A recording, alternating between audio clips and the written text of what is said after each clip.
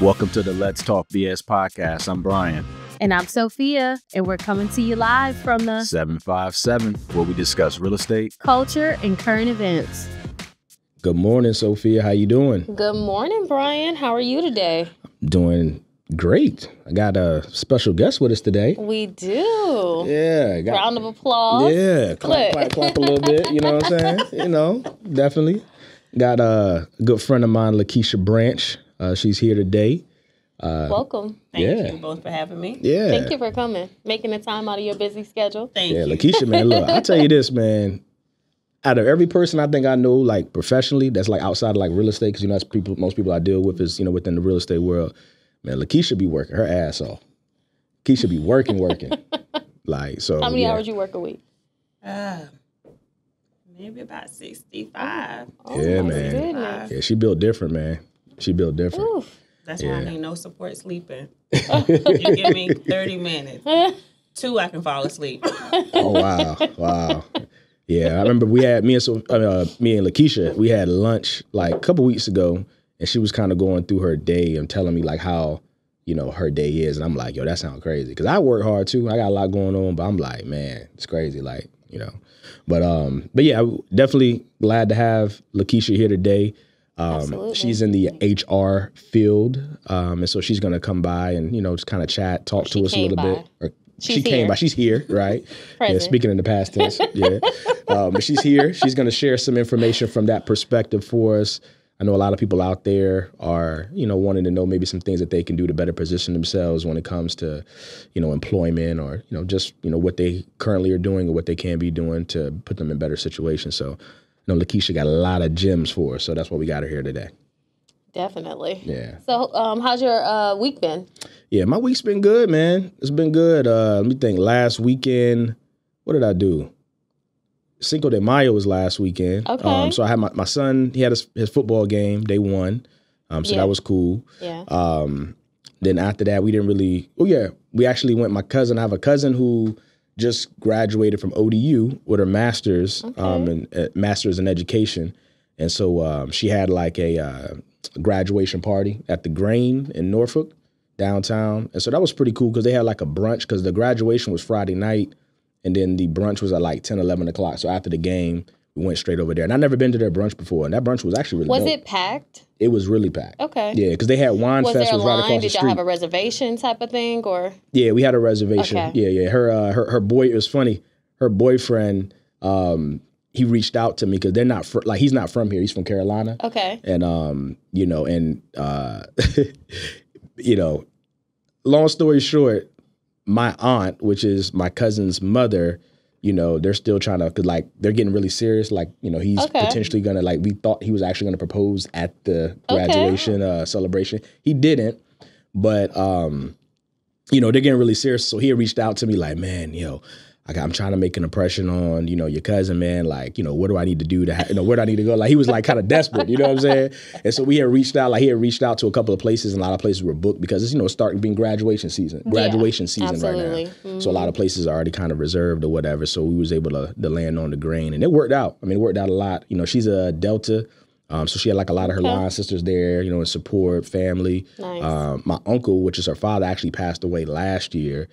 So he wasn't obviously able to be here, but, it was a really good moment. She got emotional, you know what I'm saying, about graduating and everything. And she's actually got a job lined up this fall to go back to Carolina. What part? Greensboro. Okay. Yeah, Guilford County, in the school district there. So I'm excited for her, man. So we had, we kind of celebrated her graduating with her master's at ODU. And then Friday, we just did the Cinco de Mayo thing at the house. Friday or Sunday? Excuse me, Sunday. You're right. I'm tripping. Okay. Sunday. Yeah, Sunday we did the Cinco. Celebrated early. Right. Yeah, Sunday. How black folks, we always try to find a reason to celebrate. Right. So look, Cinco de Mayo, I was talking to one of my homeboys. He was like, yo, what do like Mexicans actually do on Cinco de Mayo? Because I feel like I don't really like see them celebrating Cinco de Mayo. Matter of fact, a fun fact, because my anniversary is the week before, is April 29th. I remember our honeymoon when we got married. Our honeymoon was to Mexico. And so we actually were down in Mexico during Cinco de Mayo. And how was it there? They was chilling. It was like a regular day. It wasn't nothing special, nothing going on at all. You know what I'm saying? So I was Isn't always that like their independence? What is? I don't even think it's that. I think that's just like an Americanized holiday. I don't think it's nothing for real. Oh. Yeah. Oh. Do you know, Keisha? Do you know? I don't know. Oh, okay. I thought it was like their. Nah. their But I think it is an Americanized thing. I don't just know if it has the same value. Okay. But I don't want to speak out of turn. Yeah, because that's what I was thinking. I don't think they celebrate it. Yeah. Okay. The way everybody else we do. celebrates. Yeah, that's what I was thinking. I was talking, to Brooke. We was like, yo, like, we're going to be down there in Mexico. Like, it was like, man, we go down there. Y'all got me. Hold on, look. Yeah, go ahead and Google it. Like, we was like, yeah, and we went out, like, the downtown area there in Mexico, and it was just, like, chilling. Like, it was nothing special going on. I'm thinking they're going to have, like, a parade or something going on. You know what I'm saying? But yeah, Cinco de Mayo, man, we just ordered. It's a Mexican spot right by our crib. We just ordered some food and some margaritas to go. And, we did that thing at the house.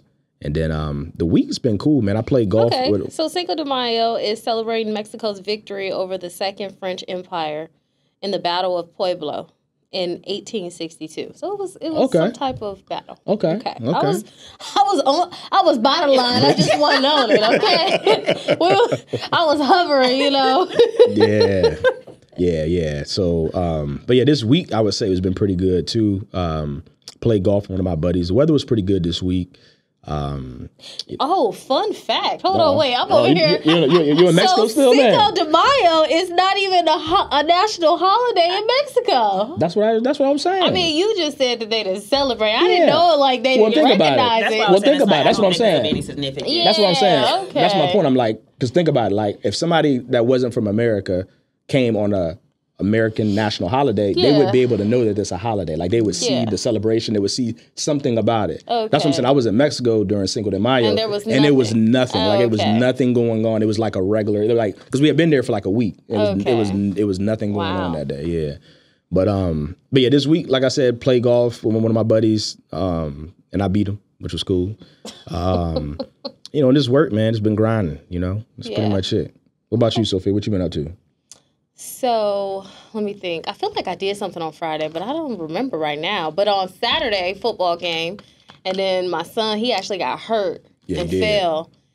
His nose started bleeding. I don't know if you know, our sons play on the same football team. Yeah, they do. Yeah. So, 4 of his teeth went into the inside of his lip.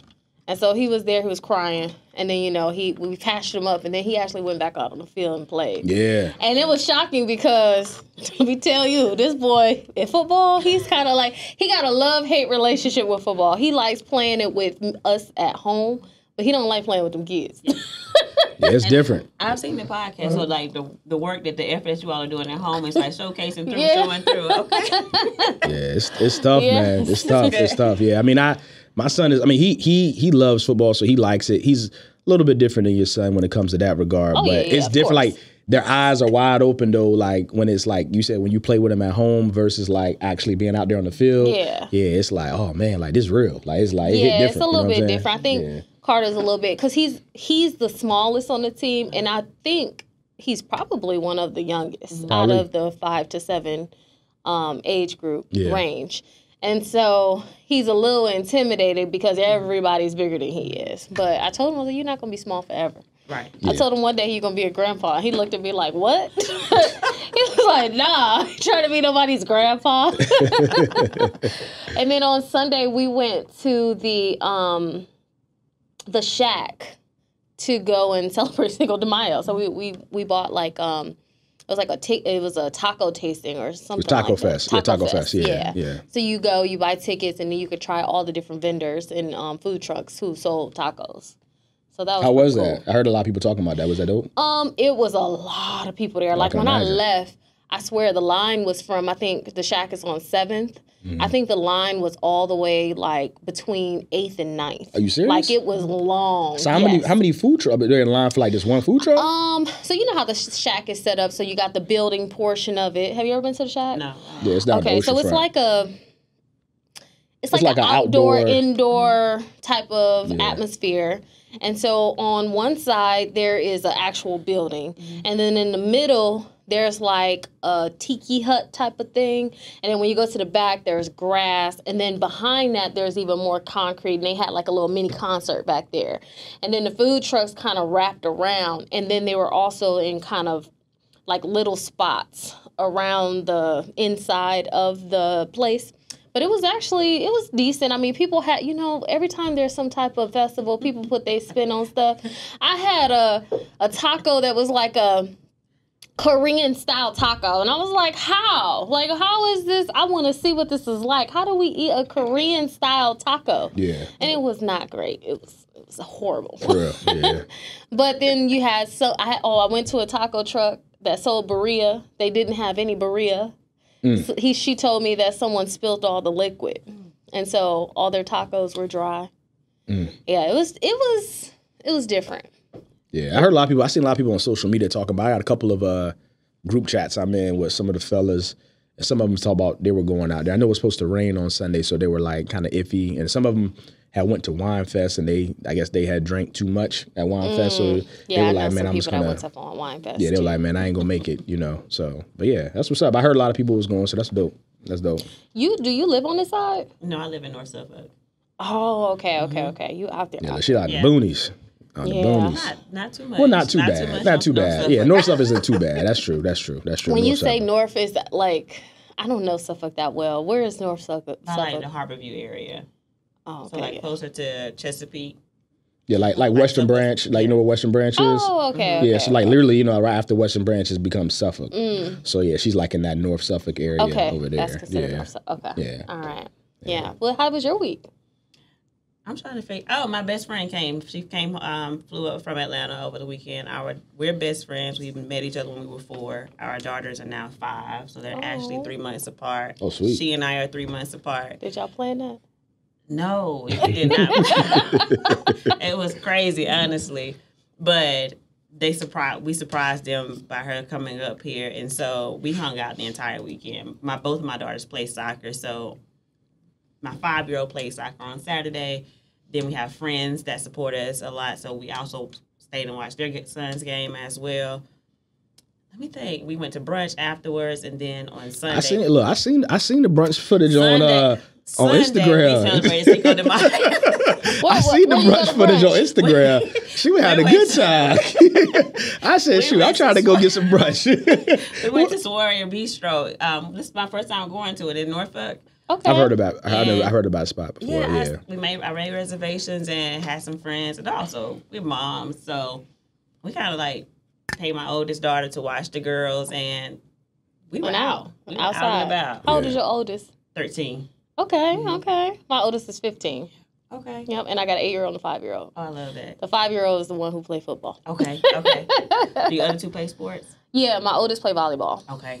Yeah, and then my middle child, she likes soccer, but every time I ask her like what she wants to do, it's always indecisive. So right now we're in between sports. Like we're dating. Yeah. That's funny. So how was the food that you said? What's the name of it? Soiree Bistro. Yeah. How was it there? The brunch was it like a buffet type of style, or you like a sit down? It's a sit down. Okay. I think the food was decent. The food was decent. Yeah, the drinks were amazing. Oh, I can tell. We probably took it too far. Yeah, I know. But when you don't get out a lot, you probably take it too far every time. So bring it on in. But actually, it was a really nice vibe. I liked the setup in there, and we had a good time. The DJ came. It was a really good time. Oh, nice. Where do you I know, like you say, you don't get out that much. Like with you living in North Suffolk, when you do you normally venture to the Harborview area? Is that kind of where you hang out as far as getting food or stuff like that, or grocery shopping? Or where do you normally go? Yeah, actually, because Whitney being from Georgia, Publix is our thing. I was just about to say, you got Publix and Suffolk now. Yeah. Look, grocery shop, that's they just opened one. They just opened one in Virginia Beach in Red Mill, 15 minutes from where I live. It's open? Yeah, it opened. I didn't know that. I can't wait till I think it was the 1st of May. I want to say maybe a week ago. Yeah. Oh, I need to go in there. Yeah. But I was stalking Publix when they gave us the flyers and saying it was coming, and because of where it's at, that's deep stuff. I call it deep stuff.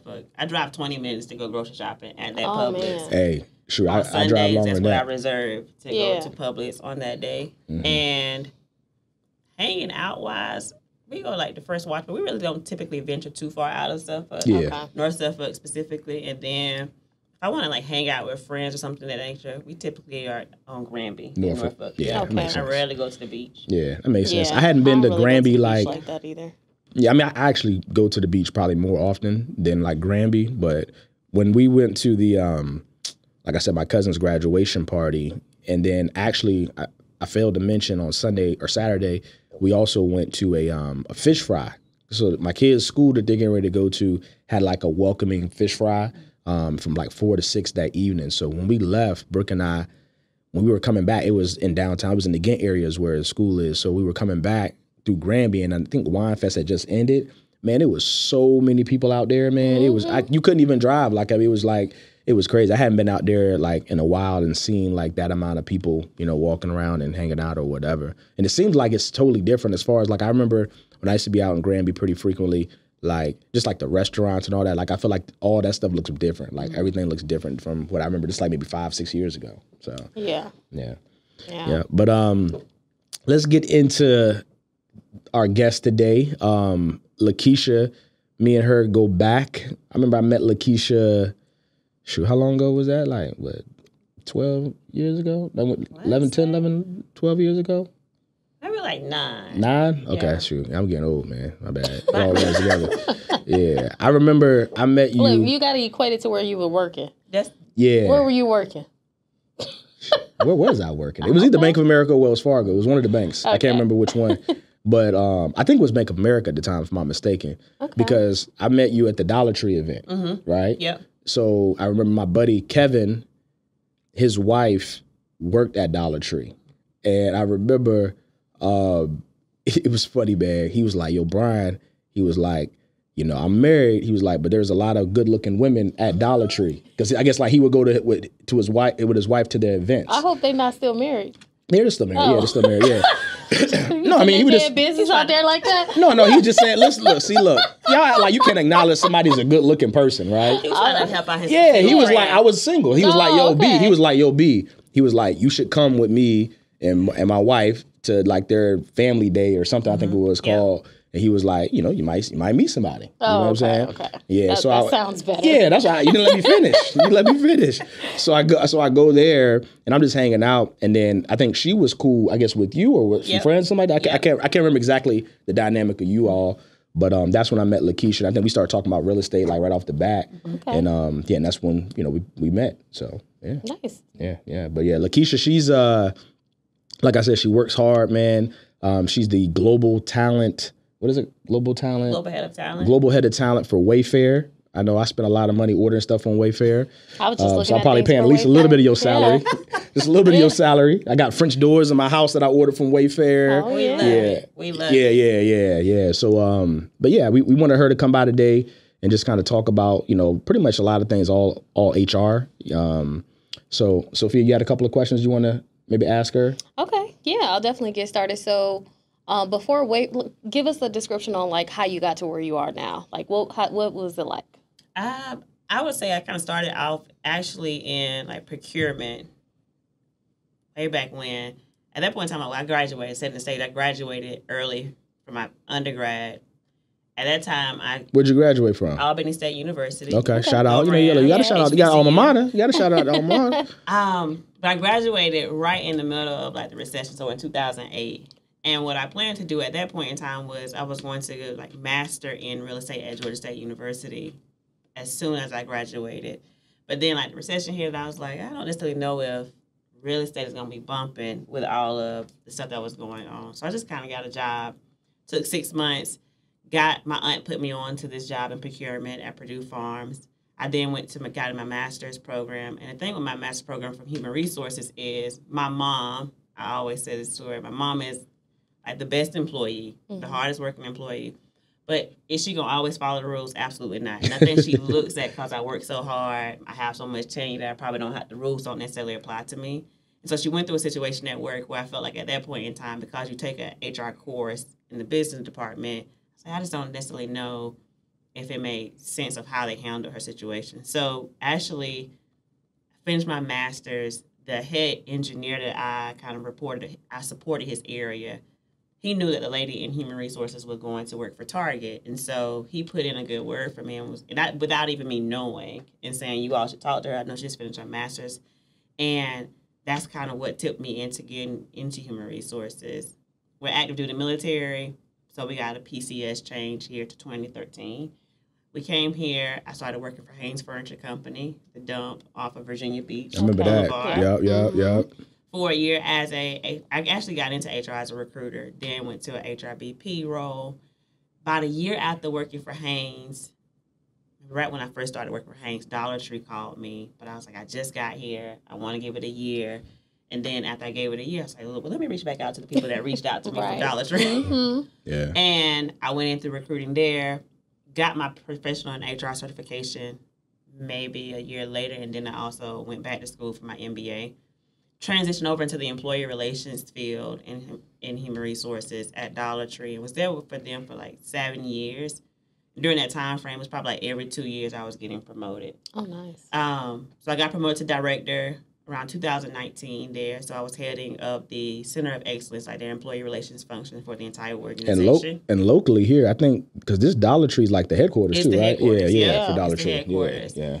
So big job, but of course during that time it was the presidential election, it was COVID, it was also civil unrest, and so I call that kind of like the matrix of human resources. Everybody was dog tired. Yeah. And when I said I averaged probably about 65 hours, we literally was probably averaging about 80 hours during the entire time of COVID. Because during that time, you were probably trying to get in order the people who could work, who couldn't work, what benefits they had, all of it. Over 15,000 retail locations in so many jurisdictions, because we have North America, Canada, what states do allow masks, what states don't allow masks, all of those different regulations. But at the same time, my daughter was going into middle school. That's the transformational year. She's already a military child, and so I'm super sensitive to it. And so I transitioned. I was looking for something to transition. I purchased at the market. The market responded well in 2021.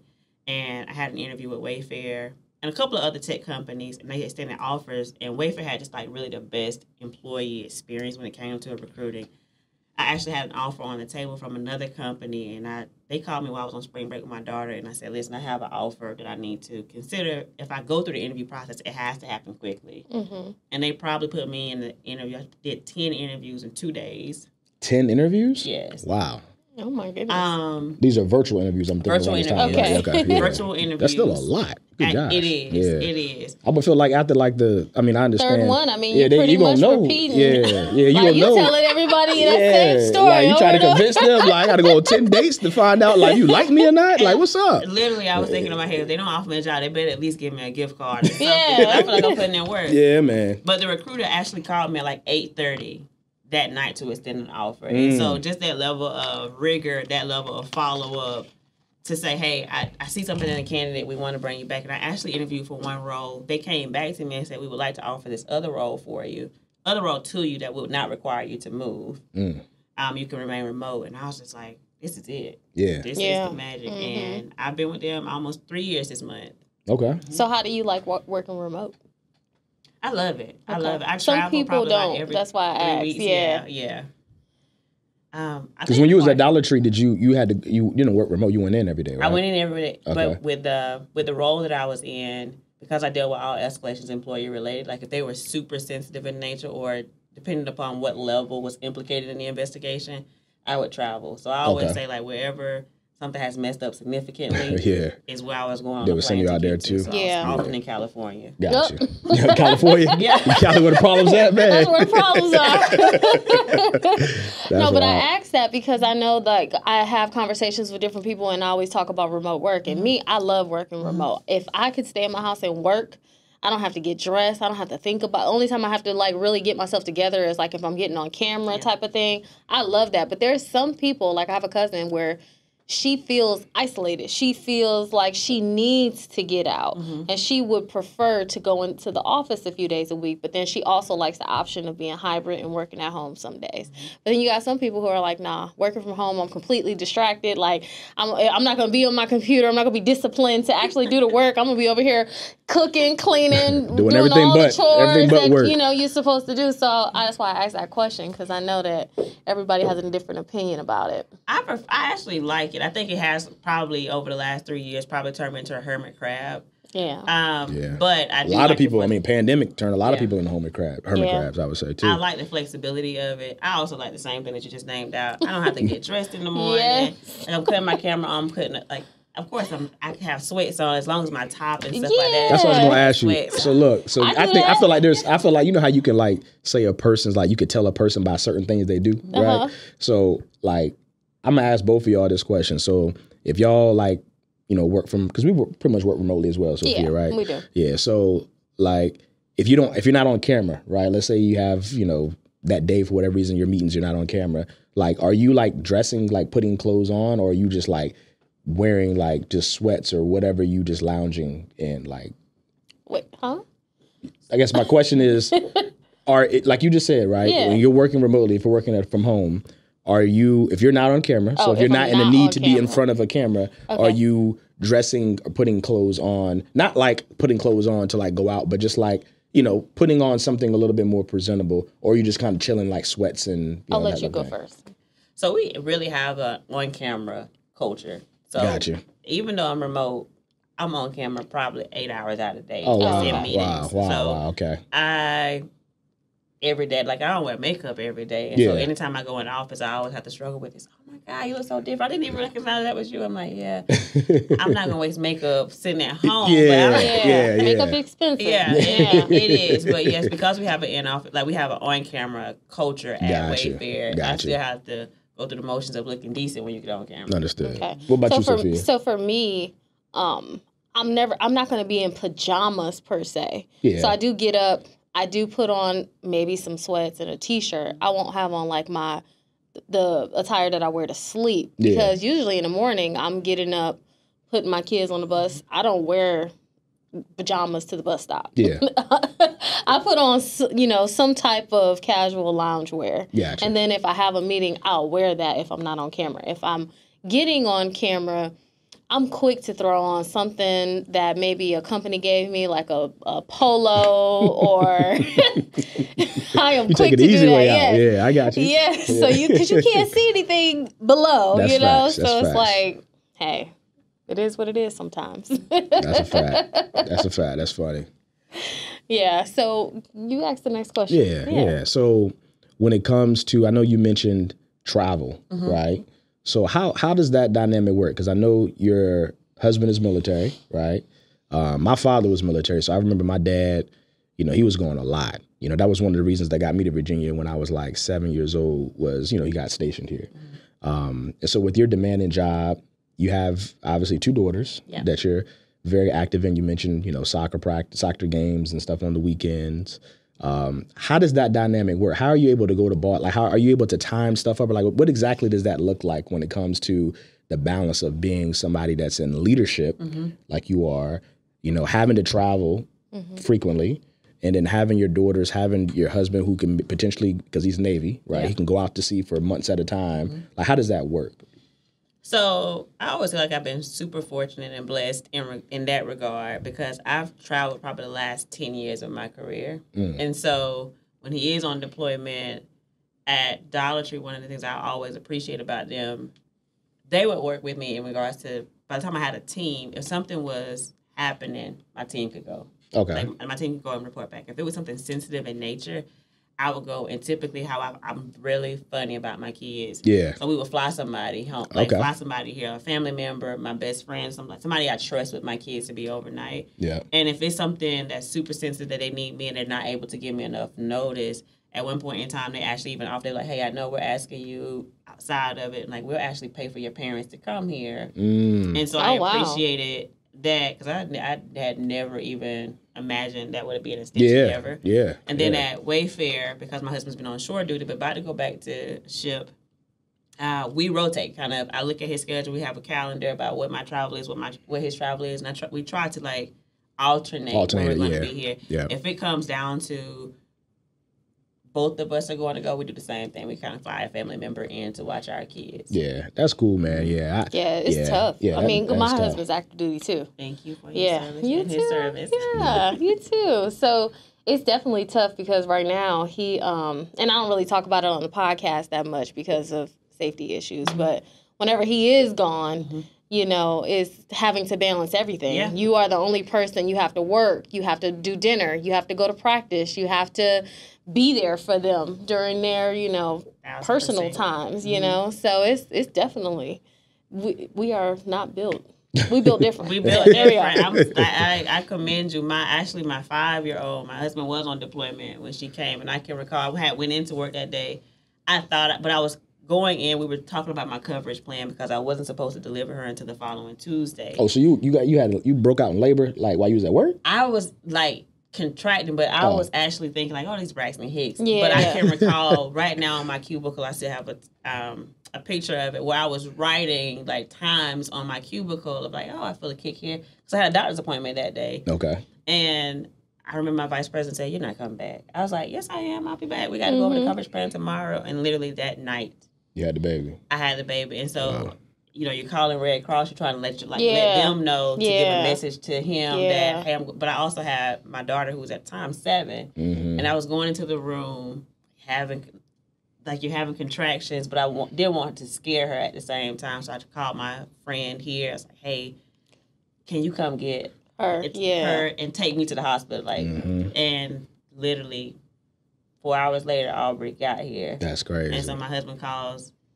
Maybe if I deliver Aubrey at 1, he called at 3:00 in the morning. His first thing is like, "I hear we got a baby." And he in the middle of wherever he is at. Yeah. That's crazy. I got a little crazy story of when I was young. So I have a younger sister. We're 8 years apart. And like I said, I mentioned my dad was, military as well. So I remember when my dad wasn't here, like you, kind of the same thing, like you said, for my sister's birth, right? And so my dad had my sister, or my mom had my sister, I want to say like a month and a half, 2 months early. And so my thing when I was a kid was in the middle of the night, I would sleepwalk into my mom and my dad's room, and I would get in the bed with my mom. You know what I'm saying? Like that was something I didn't even, every morning, every night I would go to sleep in my bed and I wake up in my parents' bed. So it was just like weird. I didn't even know I was doing it, right? So I remember we had like a whole plan. My mom was like, if I break out in labor, the neighbor's supposed to like watch me, and then the other neighbor's supposed to like take her to the hospital and all that, right? We had like on the refrigerator, I was supposed to call certain people if she couldn't do this or whatever. Mind you, this is back in the mid-90s, you know what I'm saying? So I remember my mom, I guess I was sleepwalking. I got into the bed and the bed was wet. And this is like 2 or 3 o'clock in the morning. Yeah, that Jay woke me up. I got to bed, that Jay woke me up. And I woke up, I looked my mom asleep. And I touched my mom and said, "Mom, you peed on yourself." And she was like, my water just broke. And then we had to immediately go into that plan. She was like, "Go call so-and-so, go call this." And then they rushed her to the hospital, and she ended up having my little sister. So it was kind of kind of the similar story what you said or whatever. But it was crazy. I remember the whole situation. I was like, yo, it was everything was flying fast. Like it was crazy. And then we ended up reaching out to my dad, and I talked to my dad because I guess my mom couldn't talk to him or whatever. So I talked to him. I was like, "Yeah, she here. She healthy. She here." You know what I mean? So yeah, that was pretty cool. It was a good moment. That is funny. Yeah. Sophia, was your husband here for the child's births? So the first time, so I had a C-section the first time I had my first baby. So the second time I was allowed to potentially have a VBAC. So I could either deliver vaginally or I can have another C-section and just plan it. So initially I was trying to have a VBAC because I wanted to experience having a vaginal birth. Yeah. And they told me that he was getting ready to go underway. So I was like, "Sign me up for the C-section, please."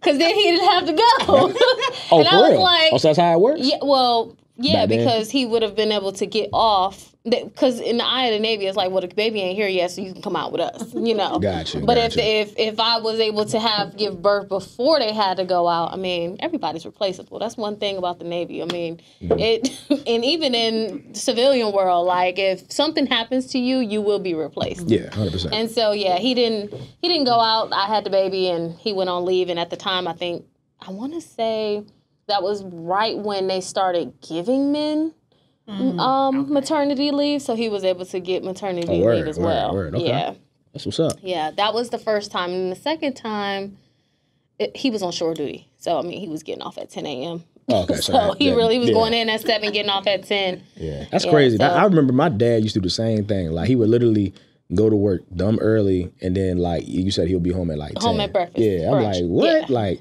but when they're gone, they gone. That's that's true. That's a trade off, right? Yeah, that's a trade off for sure. Yeah, that's crazy.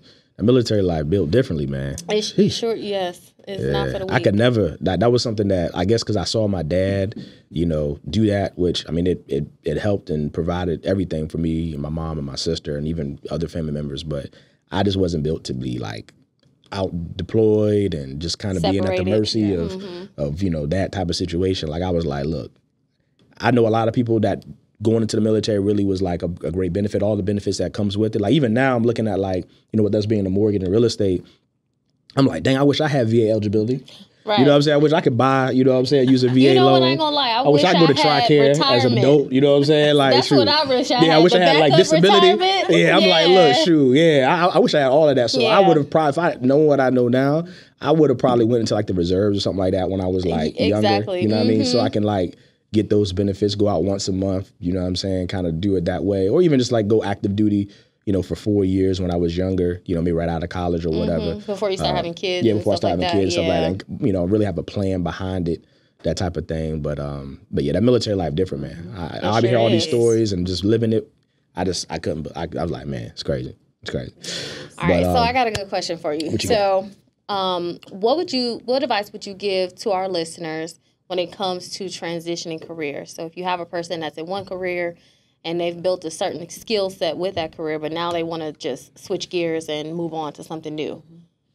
I think the biggest thing I would say in this job market right now is like you really want to do your research on what skills you currently have that are transferable, specifically, especially in the industry that you're trying to get into. Because right now, I'm not going to say the market is definitely not saturated, but I think it is selective because companies are just like a little bit reluctant to hire based off the macro economy. And so if you're looking to transition over into a new industry, what transferable skills do you have that you can say that you want to highlight even in your resume? Because you kind of got one shot to make it like hit. And I would say, I tell people to at least have 2 resumes. One that highlights the profession that you're currently in and the profession that you want to be in. And then make sure like the things that you put as accomplishments correlate over to where you want to make a break into that. And even, I know this, even pro bono experiences that you can get are super beneficial as well, because you can see a material that give an example, because I know what pro bono means, but some people might not know what that means. So give an example of what you mean by that. So if I am in human resources and I wanted to make a break into real estate, before I even do the real estate license or anything of that nature going down, or understanding it, it makes sense though. Like, hey, I know Sophia, I know Bryan. Hey, can I sit? I know I can't show homes, but can I kind of sit with you? Can I print material out? Can I go place signs? Just something that lets me know what the experience is. Can I even sit in on some conversations that you all may have? It's a time investment. You're not getting paid for it, but like the residual and the ROI on that is, hey, you have experience about what it looks like. So even that, when you're highlighting or presenting yourself for an opportunity, you have some familiarity of what you were talking about because you've been in the room. And I think some people don't necessarily value experience enough when it comes to the things that you're not getting paid for, but the things that you want to break into. Yeah, me and Sophia have actually had I had a conversation about experience. But I was going to ask you a question because what you said really made me think. So in that scenario, like you said, doing things pro bono, we call it like, following someone, shadowing them or whatnot. Would that be something that you would include on your resume?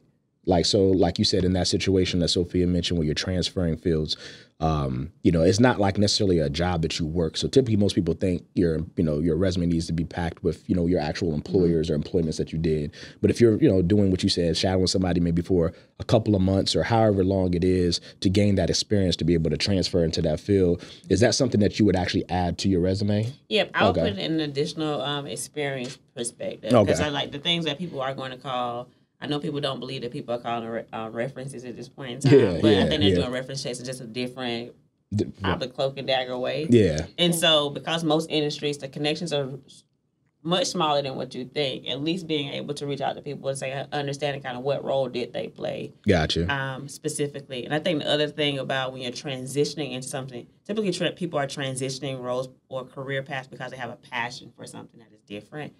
And I think not getting weary in, I've done this for 10 years and I automatically need to make this amount of money for something I have no experience in, just off the strength of, I have 10 years of experience in a specific sector of an industry. Doesn't always correlate to, you may be entry level and need to kind of go in there and establish those building back blocks just like you did. So I also think like people have to kind of wrestle with that, but also understand like what's the prevailing piece that you want to come out. Like how do you define success in that space?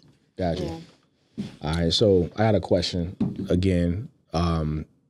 So as far as with your role being, global talent, obviously that means you're looking and trying to, what exactly does that mean? Are you trying to like recruit and get people on board to Wayfair, or how does that look like on a day-to-day when it comes to, your position or your role? So now that I'm like more in a generalist capacity, when I think about recruiting, I think about it not necessarily that I'm doing the recruiting, but informing the recruiting that the team does that supports my area of the business. And so my remit specifically includes like North America, Canada, but we also have like the EU, which is UK, Ireland, Poland, all of those areas. And so I own the end-to-end talent experience. So as we think about like Combo AI, specifically in the customer service department, as you think about Combo AI and all of those things, like I think about what are some of the efficiency gains that you're going to get. And when we think about like a labor model strategy, how do we think about like pulling back some of our staffing measures or adjusting them appropriately so that we're not having to like re-engineer anything. Gotcha. A lot of it also is like looking through employee contracts to figure out when we need to adjust those for peaks and valleys within the business. A lot of executive coaching because the people leadership perspective, I'm sure you all know, being employees, leading employees, it can be a unique dynamic, and no two individuals are the same. And so we coach a lot on that, and even from an employee relations, anytime something significant happens, my team is being called, whether 9 o'clock on this past, we had a self-harm situation. I may have an Ireland issue that comes up where we're trying to do a number of different things. And so kind of going through that and guiding my team and guiding business leaders on what path we need to take to get those things done. Gotcha. Absolutely. All right. So switching gears, specifically looking at resumes, what are the top 3 things that you're looking for when you're combing through a resume? I'm looking for, so I typically look at resumes at the director level. And like I would say, senior manager, director level. And what I want to be able to understand is like, what did you own? And what were your deliverables? Like, how did you measure success and results? I think those, number one, I want a summary. Because I would tell you, we're likely not looking at the entire resume. We're looking at the top paragraph of like that summarizes your experience. Interesting. Give me 5 bullet points of things that you have done in your career that says, hey, I know based off of what they put here, where I would deep dive my questions at. And I also think you need to kind of summarize. I want like 10 years, if you're going to put jobs on there, the last 10 years, if you have some like season on you, last 10 years, if you are somebody that's newer into the market, like maybe graduating college or something of that nature, it makes sense to put what leadership roles you held on campus. Gotcha. Or what you're doing. Internships and stuff. Yes, all of those things. And I would say from an education perspective, I always tell people don't put where you graduated. That way people can't kind of like age. Sometimes we have a habit of aging people. And so I got that tip a couple of years ago. And since then, I do not put when I graduated. Oh, like, okay. So not where, but when. Like the year I graduated. Okay. All right, cool. Yeah. Okay. So so hold on. So that leads age you. Because then, as a hiring manager, if someone said that they graduated in 1985. Yeah. I was about to say the same. Yeah, that's crazy. 85. Yeah. And on the reverse, some people that are maybe older than the person coming in don't want to be managed by somebody that's younger than them. Not saying that the person's experience is not relevant. Some people still That's actually a really good tip. I don't want anybody that's in their 30s managing me if I'm in my 40s. And it's like a strange dynamic, but that's a real thing. That's a real thing. Yeah, that's a real thing. That is, especially for people who have been in that I wouldn't say role, but in that environment, at that job for a long time, and they see someone come in and kind of like snatch the rug up underneath them, Yeah. So I definitely get what you mean when you say that. All right. So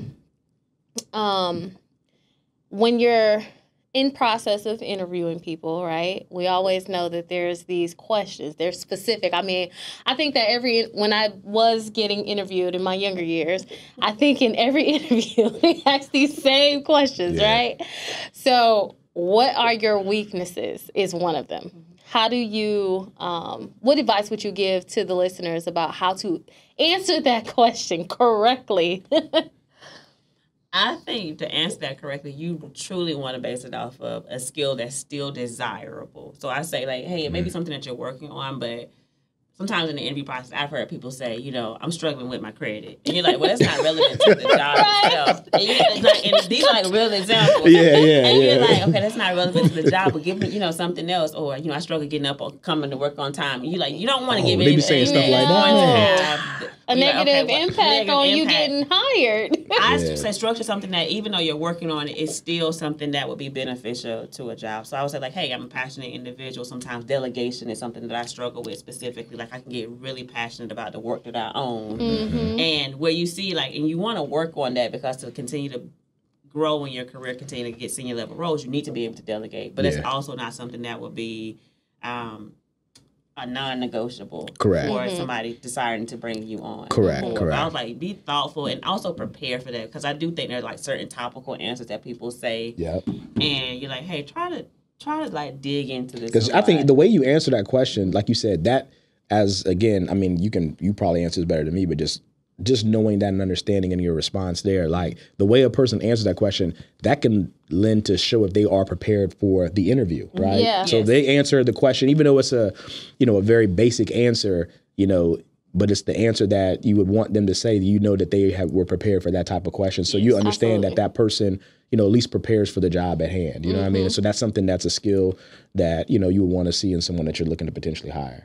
I was going to go ahead, Sophia. I got something funny to say. Okay. All right. So this will be the last question for me. So, at the end of the interview, right, when the interview is almost over and the person who is conducting the interview says, well, do you have any questions for me? Do you expect a response and for them to have questions? And if they have them, what type of questions are you looking for them to ask you? Absolutely. Actually, I determine somebody's seriousness about an opportunity if they have questions and the nature of the questions. And honestly, I try to coach people to actually even ask the questions as you are getting asked the question. As you answer it, ask a question back during the interview process, so you're not just waiting on that last piece to get that question answered. And make it be something relevant to the role. Like, talk to me about how you all measure success, or what will the onboarding process be like specifically, and like what would you define the company culture at, or what makes people successful. And if there is something recent about the company that has been in articles that kind of has been front and center, bring that to the table to say, hey, as you all, this went out about you all, like, how do you all maneuver that? What part does this department play in doing X, Y, and Z? Because I think it also, like, it's another part that even though you're also getting graded on that part of the interview process as well, about how much homework I think what happens sometimes in interviews is people kind of put their guard down at that very end. Once all the questions have been asked to them, they do put their guard down. And so, like you said, you're still, by them asking you questions, you're still grading. Like, you're still, figuring out if that's somebody, and by them either saying yes or no, or the level of question they ask, I mean, they're still being, interviewed, I guess you could say, during that time. So that's good stuff. Man. And you hit on a good point. I always remember you are still being interviewed. Yes. Sometimes I think people believe their personalities are going to get them the job, so they laugh more than they answer the question. And so I try to tell people, like, hey, balance that out now. Because I get that you're saying, like, we want you to lean in and be comfortable so we can see the personality of the person as well, but that will not sell you to get the job. Correct. So still answer first communication, show a bit of your personality in there, but I love my sister. Hey, Tasha. When we do interview prep, she's laughing. I was like, you have to stop this. Like, you got to answer the question. She's trying to laugh through that joint. I think it's a naturally, her nervous, reaction. reaction. Yeah, it's a natural emotion in those situations. Yeah, that's crazy. I got a little quick funny story, man, because like Sophia said, I haven't got interviewed in at least not a formal interview in a long time, right? And so I remember coming out of college, I was trying to work at this. I'm not gonna say the name of the company, but it was in mortgage, and I was trying to. It was a sales position, right? That's what we do. We sell mortgages, right? And so I remember I prepared myself for this interview, man. I sat down. I did everything, I knew to do, right? And it was a brother actually that was interviewing me too, which was pretty cool. You know what I'm saying? And so I remember he asked all the questions, and I know I killed that interview, did great. And like you said, I let my guard down, right? So right before we was about to leave, my man had a pen. He slid it across the table and was like, "Hey, Bryan, sell me on the reasons why I need to buy that pen." And I choked. I didn't know what to say. I just froze up because, like you said, in my mind, the interview had already finished. You know what I'm saying? And so, like, I looked at the pen. He slid it to me. I looked at it. I was like, "It's blue." And that's it. Because you don't understand. Like, I was, like, I had so prepared myself. Yeah. So once, like, I was done and I knew I did a great job, like, I was getting out of my chair and he slid this pen across the table and he was like, "Sell me on why I need to buy this pen." Yeah. And I just looked at the pen. I was stuck. And I knew I could not say nothing. And it was a blue pen. I was like, "It's blue." And he started laughing, right? And so I'm like, so I was so messed up. I went home, man. I was like, man, I know I didn't get that job. Because that's the last thing to happen. Even though I did very well the whole time, that was the last impression. That's the last thing he's going to remember. I ended up getting the job, though. You know what I'm saying? Yeah. Which was dope. And me and the guy, because he didn't call me. He was actually my direct manager who interviewed me, right?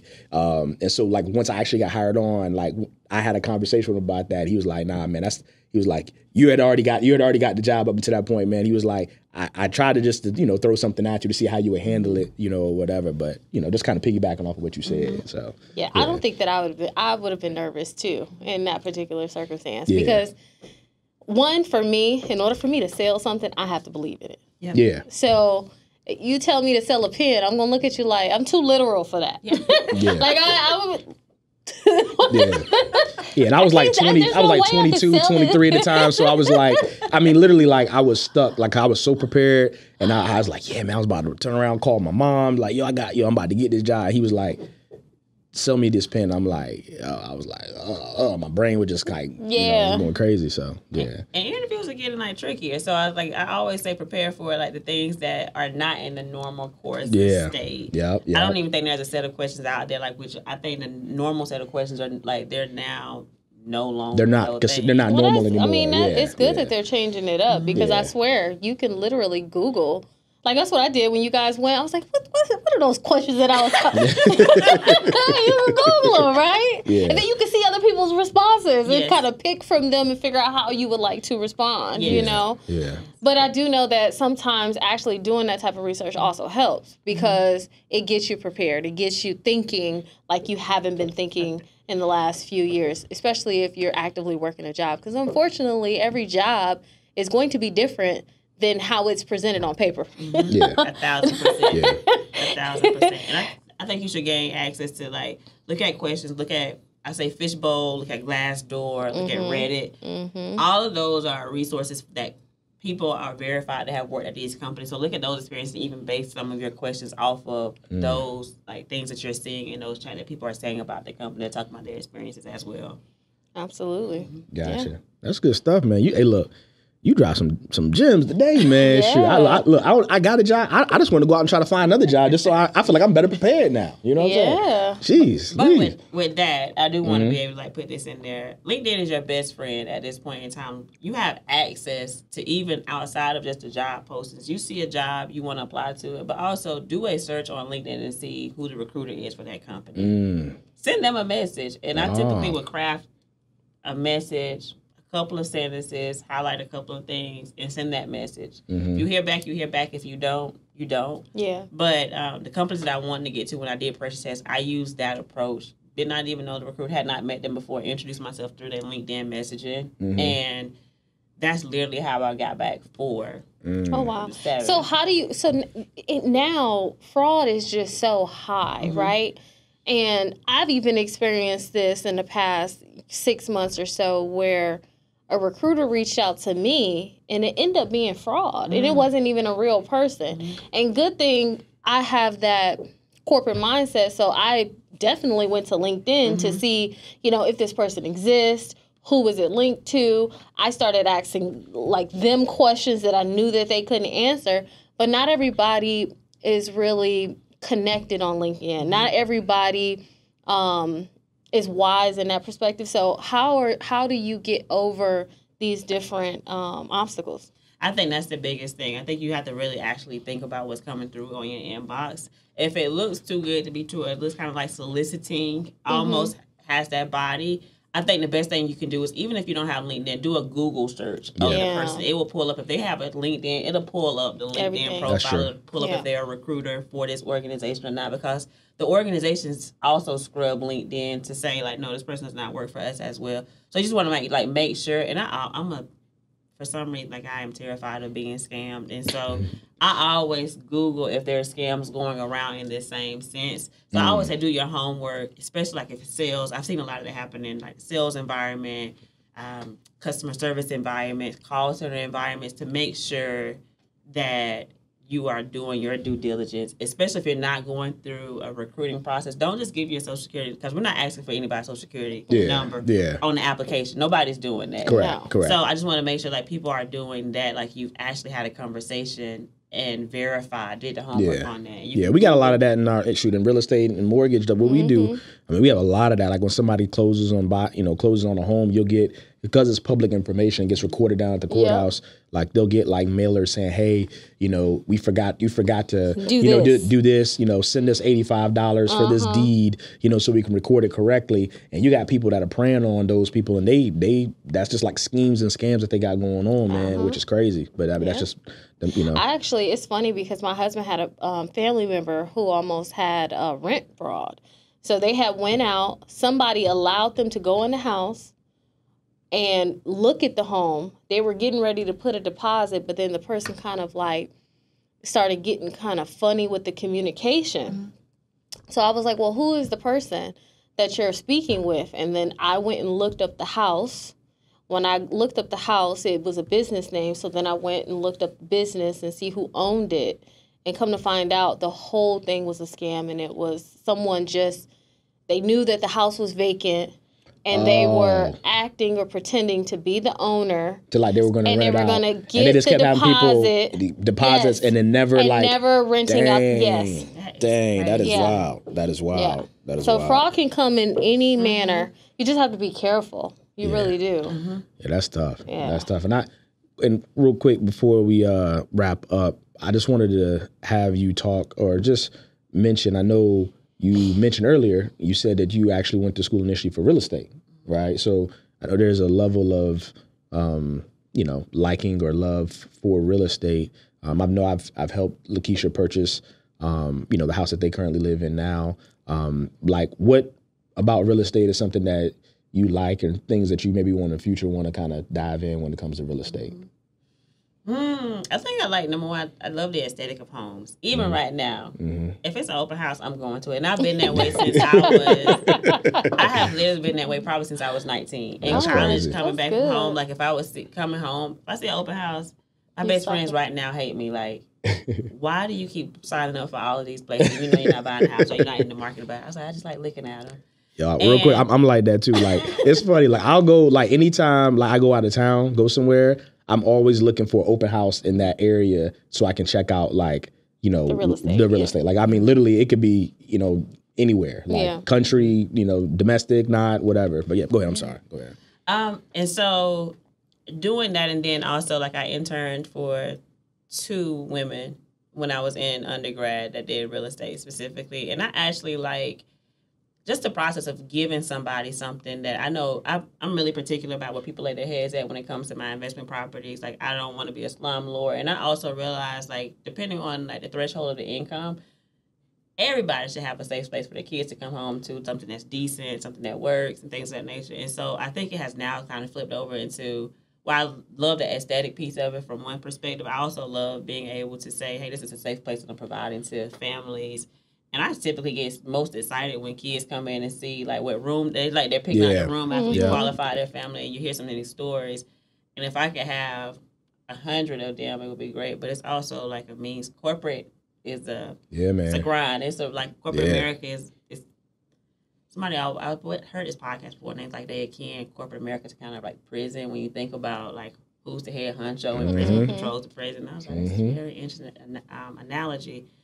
But it's also like a means to an end. Yeah. You want to be able to do something where you don't take up more time. Correct. Because time is something that you don't get back. 100%. And being a mom, I want to be able to be fully present in this moment and protective of why I have it. So because I already have one demanding career, it gives me something that I can do passively, but something that also provides me enjoyment. That's good. That's dope, man. Yeah. That's dope, man. Well, I appreciate you coming through today, Lakeesha. I mean, you dropped a lot of gems, a lot of good information. Like I said, look, you put the battery in my back. I want to go apply for a job tomorrow because I feel like I'm gonna get it now. Like, you know what I'm saying? Like, I've been so far removed from being in that space. I feel like the information you shared today is definitely gonna equip people. Can I ask one more question for the people? I'm sorry. Oh, you're good. You're good. What you got? Resume writing. Is there a specific platform that you would suggest to the listeners on where to get assistance with writing their resumes? I say ChatGPT. Okay. Go to ChatGPT. So AI taking over. Any skills that you want to put down, ChatGPT will articulate for you and really write you a paragraph. Like, you need to finagle it or make sure you finesse a bit to make sure it's reflective of what you truly did. Because if it's not, it will come through in the interview. I think some people say that too. So I'm like, that's why. We can tell who did not do the job. But ChatGPT is people's best friend at this point in time. It's even how you write performance evaluation. You look at a skill and you say, hey, I want all of these to translate. And so I would say that is the one, especially if you don't have, like, right now the means to go to a professional resume writer. ChatGPT is your best friend. That's dope. All right. That's dope. Well, I feel like today you gave so much information for people who are looking to transition, looking to get hired for the first time. So I think that it was good info. Thank you so much for coming. We appreciate it. Thank you. Yeah, no, it was. I appreciate it, Keisha. Like I said, I know you're a very, very busy person. So for you to come bless the podcast, man, was great. So I really appreciate that. Thank you. Are you off today? No. I pushed meetings back, so I actually got to get back to the grind. Okay. Yeah. She make time for us. I love that. Now I really feel good. Nah, but that's good, man. Obviously, we appreciate Lakeesha coming through. We normally talk a little bit of BS, but I feel like, man, today we really went into some really, really good information. So I think we'll kind of just leave it at that. We'll save the BS for next week. We'll save the BS for next week. Yeah. So we will see you guys next week. Yep. See you next week. All right. Thank you. Bye-bye.